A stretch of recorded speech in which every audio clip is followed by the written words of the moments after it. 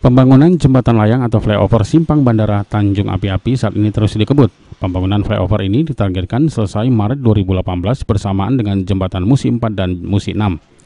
PT Manduren Widya Technical selaku kontraktor mengklaim flyover di Simpang Tanjung Api-Api ini akan menjadi flyover tercantik di Kota Palembang dibandingkan jembatan layang lainnya.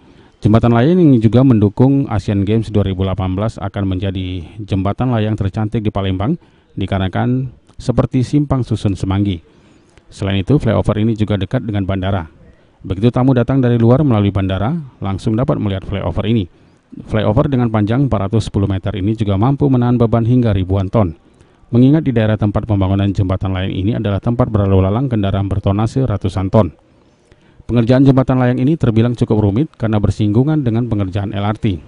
Meski demikian, bukan suatu kendala karena terus berkoordinasi dengan pihak PT Waskita selaku kontraktor pengerjaan kereta api ringan tersebut. Wibisono, PAL TV.